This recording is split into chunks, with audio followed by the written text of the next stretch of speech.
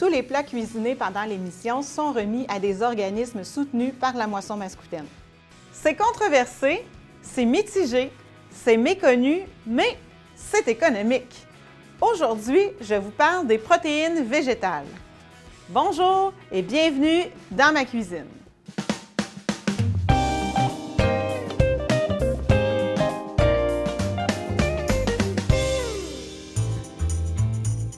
Aujourd'hui, en vous parlant des protéines végétales, j'ai décidé d'exclure de cette émission-là les légumineuses parce qu'on en a parlé récemment. Mais il reste encore toute une gamme de protéines végétales dont on n'a jamais parlé encore à l'émission, et c'est-à-dire les autres protéines qu'on peut cuisiner, généralement faites à base de soya.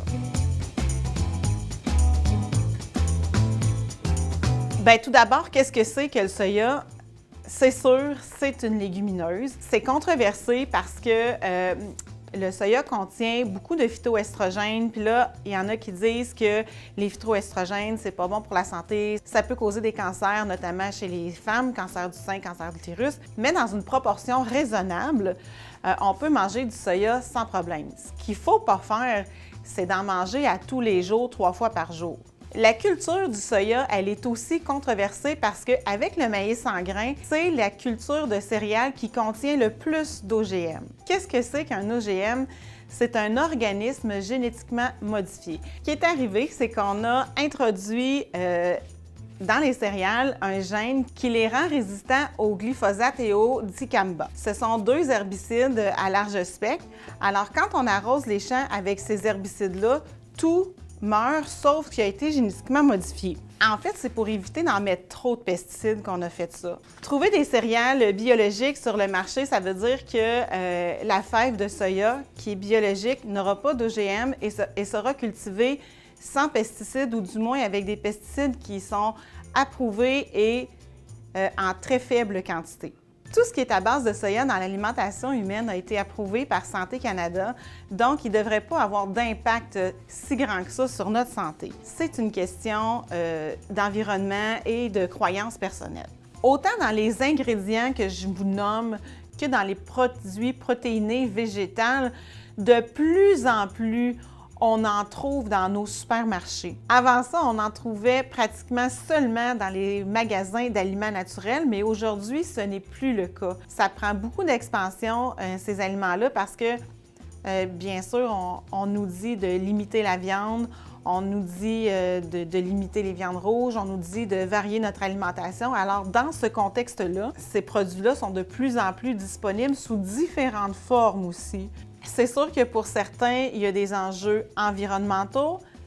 Pour certains, il y a des enjeux qui sont économiques. Puis, il y en a pour qui ils ont un régime alimentaire spécifique. Si on pense aux véganes, si on pense à ceux qui sont végétariens, ça aussi, il y a des enjeux de ce côté-là. Loin de moi l'idée de faire de vous des végétariens ou des véganes. C'est pas là du tout que je m'en vais. Le but de cette émission-là, ça va être surtout de vous faire connaître ces produits-là pour vous amener à varier votre alimentation. Et il ne faut pas oublier que de plus en plus, dans les garderies et dans les cafétérias d'école, on en cuisine et on en offre aux enfants. Alors souvent, on passe par les enfants pour ouvrir la famille sur différentes choses. Alors, ça va être un petit peu le but de mon émission aujourd'hui. J'ai déposé ici sur le comptoir les protéines dont on parle aujourd'hui. Si on parle de la PVT, on va constater ici que c'est ça, c'est vraiment des flocons très, très croquants et que quand on va mettre dans l'eau, ça va doubler de volume facilement. Cette protéine végétale-là peut remplacer toutes les viandes hachées que vous utilisez. Si vous la mettez dans un plat en sauce, par exemple dans du chili ou dans une sauce pour les pâtes, vous faites juste la mettre dans votre sauce et elle va gonfler dans votre sauce, elle va prendre de l'eau de la sauce et ça va être parfait. Alors, on a du tofu mou ou du tofu soyeux. Alors, lui, vous voyez qu'il est vraiment tout mou, un peu comme un pudding. Moi, j'aime bien employer ce tofu-là à la place de la crème dans mes potages. Ça va venir protéiner mon potage et me faire un repas complet, même si j'ai mangé juste un gros potage de carottes, par exemple. C'est le tofu idéal à utiliser dans vos smoothies aussi. Et puis, cette texture-là existe en tofu dessert. Puis moi, particulièrement celui aux amandes, comme ça, dans un smoothie le matin, c'est vraiment parfait, là, ça soutient beaucoup. Ici, on a le tofu ferme. C'est un tofu que j'ai fait. Alors, vous constatez que ici, ça se coupe super bien. Alors, voyez la texture, comment elle est très belle. Sur le marché, bien entendu, il y a plein de variétés différentes, avec plein de saveurs différentes, mais sachez que si vous utilisez un tofu nature, comme d'ailleurs toutes les protéines à base de soya, vous devez l'assaisonner pour que ce soit bon à manger. La première fois qu'on mange du tofu, s'il n'est pas assaisonné, vous allez vous dire que vous n'aimez pas le tofu, mais en réalité, là, quand c'est bien cuisiné, c'est super bon. Ici, on a le tempeh. Alors, le tempeh, c'est très... ça a une texture qui est très rigide, hein, vous constatez. On peut la trancher comme ça. Hop là. Alors ça, c'est des grains de soya qu'on a écrasés, qu'on a cuits, puis ensuite on a fait fermenter. Alors c'est très rigide, mais si vous l'égrainez tout au complet, ça s'utilise un peu comme une viande hachée, ou ça peut s'utiliser comme ça, tel quel, en bâtonnet ou pour faire un genre de poitrine de poulet. Ce qui est important, c'est que quand vous utilisez un tempeh nature, vous devez le faire bouillir une dizaine de minutes pour que ce soit bon. Ici, on a le sétan. Celui-là, c'est une imitation de poitrine de poulet, pas à la couleur, mais à la saveur. Alors, ça s'achète tout fait comme ça. On a ici un sétan aussi sur le commerce qui va remplacer, par exemple, le pepperoni, ou est-ce que c'est plus italien. Et ici, c'est le sétan maison que j'ai fait. Alors, vous constatez que ça se coupe bien en tranches. Vous pourriez, par exemple, avec celui-là, comme je l'ai fait à l'italienne, vous pourriez remplacer, si vous mettez des morceaux de saucisse italienne dans votre sauce à spaghetti, ça se prête très bien. Vous pourriez y mettre un assaisonnement qui est plus asiatique, ou est-ce que vous pourriez ensuite le couper en lanières et le faire dans un sauté, ce serait aussi bon aussi.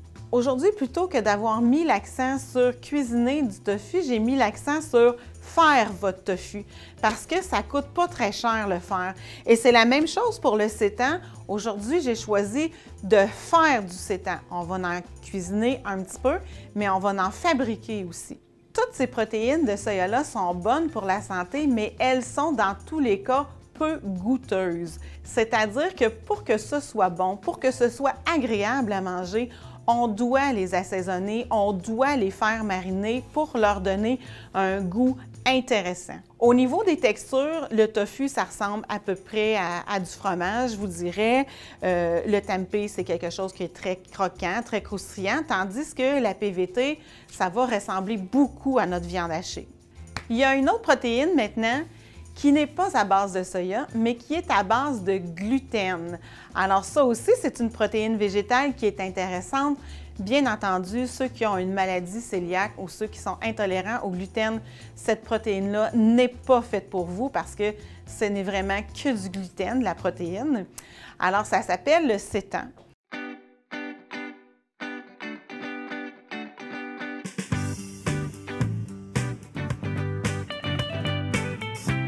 On le surnomme aussi viande de blé ou encore la nourriture de Bouddha. Même si ici, c'est assez nouveau, ça existe depuis des millénaires en Asie. Le sétan se fait très bien à la maison, mais attention aux versions commerciales qui souvent sont très salées. Le sétan, pour le faire à la maison, il y a deux méthodes, la méthode courte et la méthode longue. Alors, la méthode longue, il s'agit de mélanger de la farine de blé dur qui contient beaucoup de gluten avec de l'eau. Et là, on va pétrir encore jusqu'à temps que ça devienne bien élastique puis ça se tienne. Puis ensuite, on va rincer abondamment sous l'eau fraîche pour enlever tout l'amidon. Il va nous rester comme une masse dure qui est compacte puis qui est comme un peu caoutchouteuse aussi. Et ensuite, cette préparation-là, on va la faire cuire avec des assaisonnements, de la levure alimentaire, du tamari et tout, pour aller chercher notre saveur umami qui est associée beaucoup aux protéines. Donc, pour le sétan, vous allez avoir besoin de 1 tasse et un quart de farine de gluten, 1/3 de tasse de levure alimentaire, 2 cuillerées à thé d'ail en poudre, 1 cuillerée à thé d'oignon en poudre, 1 cuillerée à table d'assaisonnement au choix, 3 cuillerées à table de sauce soya, 1 cuillerée à thé de mélasse, Une cuillerée à thé de beurre de noix, ça peut être n'importe quelle noix, ça peut être du tahini aussi. Une cuillerée à table et demie d'huile végétale et une tasse et demie de bouillon de légumes. Dans mon cas ici, c'est un bouillon de légumes recomposé, alors j'avais une base de poudre que j'ai arrosée d'eau. Pour le sétan méthode rapide, ce qu'on fait, c'est qu'on mélange tous nos ingrédients secs ensemble. Alors la farine de gluten, la levure alimentaire, la poudre d'ail et la poudre d'oignon et les fines herbes. On mélange ça. Alors, on a un premier mélange de fait ici. On a utilisé un bouillon de légumes, mais ça pourrait être un bouillon de légumes maison aussi, mais ça pourrait être juste de l'eau, mais l'eau, c'est moins goûteux, fait qu'on fait attention dans ce temps-là. Le beurre de noix ici pour venir donner de la saveur et de la texture un peu. La sauce soya pour ajouter un goût salé. Ça pourrait être de la sauce tamari aussi si vous aimez quelque chose de plus intense puis que vous aimez plus le goût de la fermentation aussi. L'huile pour pas que ce soit trop sec. Et une petite touche de sucré, de la mélasse, ça pourrait être du miel, ça pourrait être du sirop d'érable aussi. Et on va verser un dans l'autre et on va mélanger à la fourchette. Vous allez voir, ça va vous donner un truc assez grumuleux, élastique aussi. Vous allez le façonner comme vous voulez, en rouleau ou en petit pain compact et vous allez emballer ça bien fermement. Moi, je vais venir le façonner en 2 petits rouleaux parce que si je fais un long rouleau, bien, ça ne rentrera pas dans mon chaudron, mais je vais l'avoir comme une forme pepperoni un peu parce que j'ai mis ça italien. Fait que, on va y aller comme ça. On va faire 2 petits rouleaux.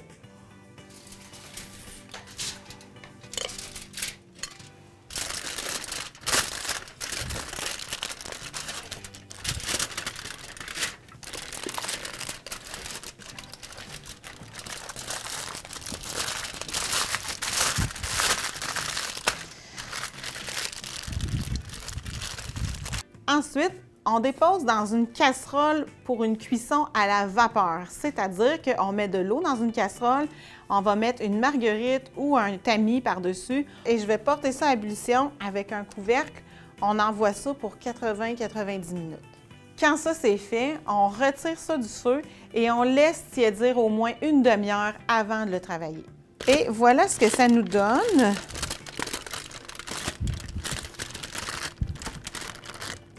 Un petit rouleau comme ça. Ça va nous faire des belles tranches comme ça. Puis quand ça va être froid, ça va vraiment devenir ferme, là. Alors, si on goûte à ça, ça va goûter les herbes italiennes un peu parce que c'est ça qu'on a mis. C'est vraiment bon. Avec le sétan, j'ai choisi de vous le faire sauter aussi. C'est un sétan que j'ai fait avec des graines de fenouil et du curcuma, celui-là. Alors, la saveur est vraiment différente de celui que j'ai fait tout à l'heure. Et là, je vais venir faire sauter mes légumes dans ça. Je vais ajouter mon sétan, un petit peu de gingembre, puis vous allez voir, ça va faire un repas extraordinaire.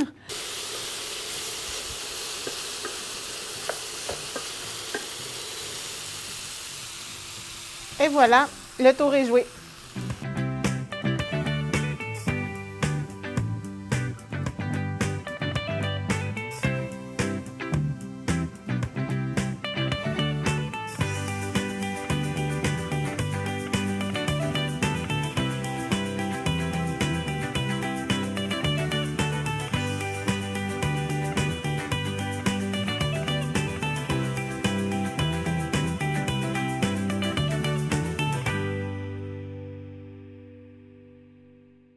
Dans les protéines végétales à base de soya, on connaît très bien le tofu.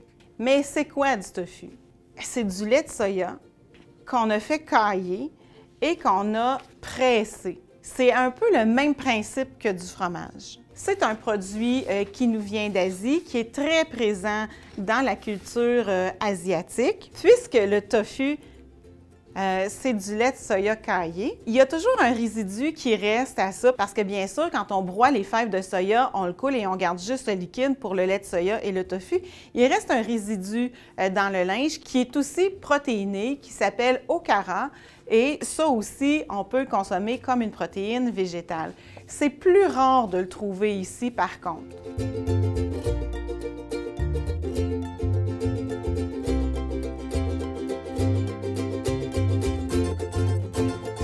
Pour à peu près 140-150 grammes de tofu, vous allez compter une tasse et demie de fèves de soya, une cuillerée à thé et demie de chlorure de magnésium ou du sel d'Epsom, et puis 8 tasses d'eau bouillante, puis à peu près une demi-tasse d'eau fraîche. Pour faire le tofu, la première étape, ça va être de rincer abondamment vos fèves de soya et de les faire tremper pendant au moins 12 heures dans de l'eau fraîche. Mon eau ici, elle est bouillante. Et alors, ce que je vais faire, c'est que je vais le faire en 2 coups. Je vais mettre la moitié des fèves, la moitié de l'eau. Je vais réduire en purée. Je vais faire égoutter ensuite dans mon linge et je vais recommencer une seconde fois. Vous constatez que quand on travaille avec un blender, on est toujours très haut. Hein? On a souvent les bras plus hauts que les épaules. Alors moi, quand je le fais à la maison, je place toujours mon blender dans l'évier. Alors ça l'abaisse le blender et c'est beaucoup plus facile de travailler comme ça.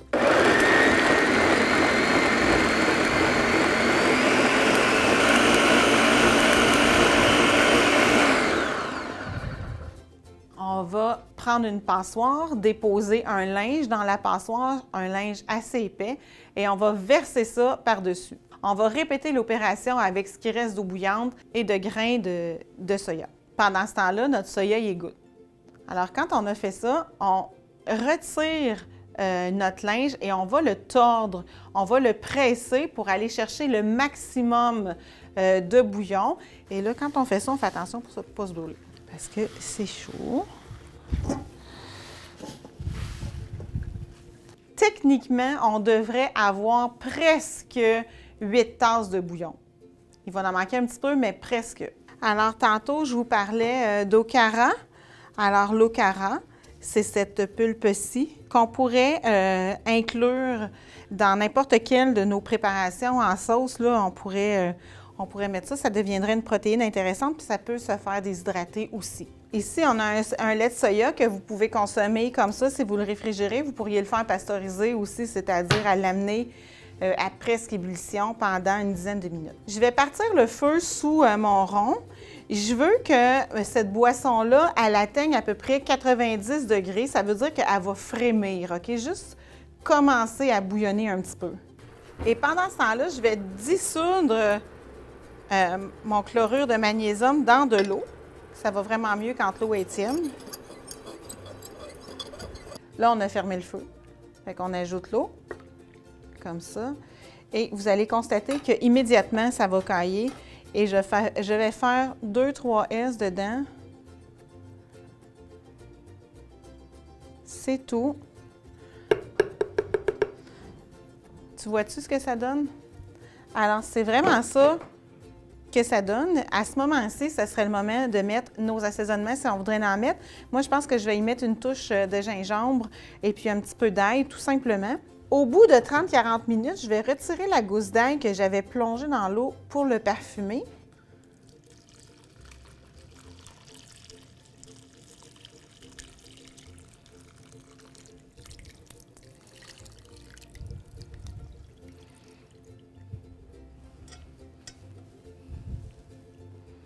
Ça, c'est le prémisse là, de notre tofu, de notre bloc de tofu. On va encore retirer le linge, le presser et là, on va former comme un carré avec ça. Et puis, on va mettre un poids dessus et on va laisser aller ça pendant encore au moins 30 minutes ou plus. Vous pouvez aussi tordre un petit peu votre linge, mais soyez prudent. Plus qu'on va le tordre et plus qu'on va y mettre une pression dessus, plus que le bloc, il va se raffermir. Et là, je vais juste le dérouler. Et voilà, on a un tofu parfait. Ça se conserve au frigo dans l'eau pendant 5 jours, mais on doit changer l'eau à tous les jours pour éviter la prolifération de bactéries. Alors pour le tofu, j'ai choisi de vous faire une panure à l'anglaise avec ça. Puis quand vous le servez, vous pouvez servir une petite sauce trempette, soit une mayonnaise au curry ou soit une petite sauce chili. C'est vraiment excellent.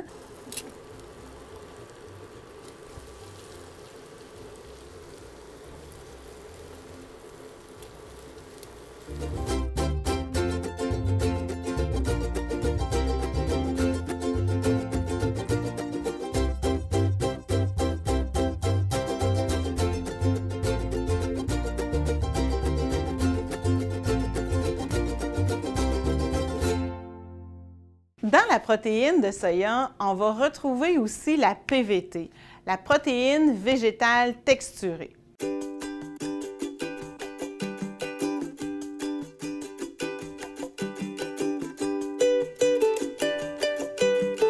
La protéine végétale texturée, c'est un sous-produit de la fabrication de l'huile de soya. On presse les graines de soya pour retirer l'huile et ensuite, la pulpe qui reste, on va la broyer et on va la déshydrater. C'est ce qui devient notre protéine de soya texturée, notre protéine végétale texturée. Pour la consommer, tout ce qu'on a à faire, c'est de la réhydrater, soit en la mettant dans un liquide chaud pour qu'elle gonfle et qu'elle s'hydrate, ou bien en la mettant directement dans une sauce. Où est-ce que là, elle va prendre le liquide, elle va gonfler puis elle va faire son travail. Ce qui est intéressant avec cette protéine-là, c'est qu'on peut aussi la manger séchée. C'est-à-dire qu'on pourrait l'ajouter, par exemple, à un granola ou sur une salade. Ça va nous donner un craquant qui est vraiment intéressant. Pour vous montrer de quoi ça a l'air, moi, j'ai choisi de prendre une sauce tomate régulière. Vous pouvez prendre une sauce du commerce ou une sauce que vous avez fait maison. Alors, je vais ajouter 4 cuillerées à soupe. Pour une portion, on compte habituellement 2 cuillerées à soupe par personne. Fait que je vais ajouter 4 cuillerées à soupe de PVT, comme ça. Je vais faire mijoter ça à peu près 20-30 minutes. C'est tout, ça va être prêt. Puis si vous constatez que votre sauce s'épaissit trop, ajoutez un petit peu d'eau ou un petit peu de jus de tomate pour lui donner la texture que vous souhaitez avoir. Si vous regardez dans mon chaudron, vous allez constater que vous pouvez difficilement me dire que c'est de la PVT parce que ça ressemble beaucoup à la texture de la viande hachée. Et voilà la sauce. Même quand vous la mangez, cette sauce-là, ça a la texture de la viande hachée. Alors, c'est prêt à mettre sur un spaghetti ou prêt à faire une lasagne avec. Il n'y a pas personne qui va s'en apercevoir.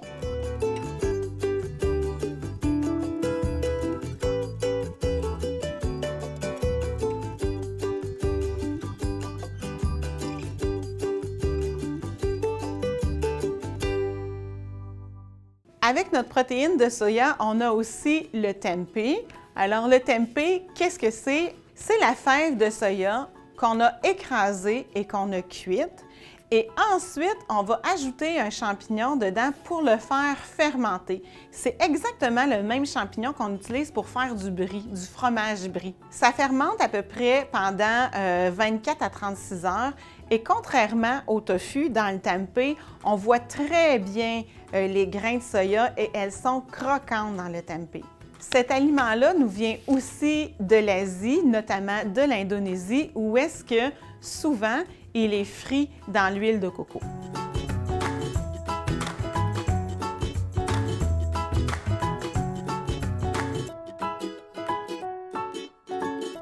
C'est une protéine qui est mal aimée parce qu'on n'a pas le tour de la cuisiner. Mais sachez que quand vous achetez un tempeh qui n'est pas assaisonné, pour que ce soit bon, vous devez faire bouillir votre tempeh un bon 10 minutes avant de la consommer. Mon tempeh a bouilli une dizaine de minutes. Je vais le retirer du feu, comme ça.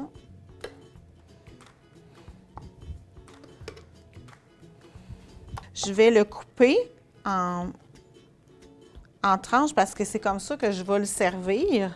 En fait, là, je me prépare à faire un tempeh laqué au miel. C'est une recette que je fais sans recette vraiment. Je vais mettre dans mon bol de la sauce soya, à peu près 2 cuillerées à table. Je vais mettre un petit peu de gingembre, une demi-cuillère à thé peut-être, une touche de miel, la moitié de ce qu'on a mis en sauce soya à peu près. Et j'ajoute une touche d'huile, comme ça. Je mélange. Et ensuite, je vais porter mon tempeh dans ça pour le faire mariner.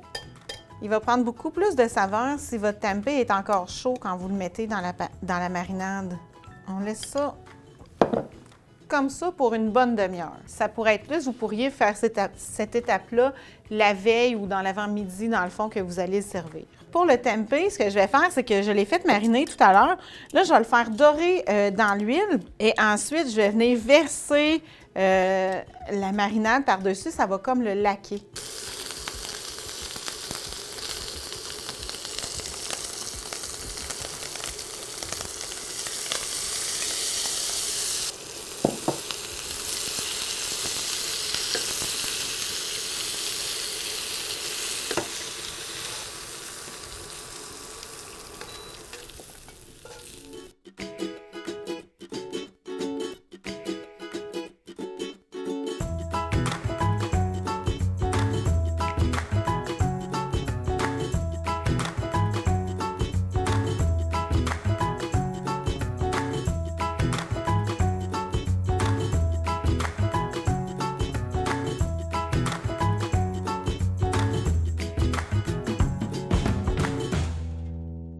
Merci d'avoir été avec moi aujourd'hui. Je vous invite à aller visiter le site de la Moisson Mascoutaine et je vous attends la semaine prochaine. On va parler des régimes alimentaires.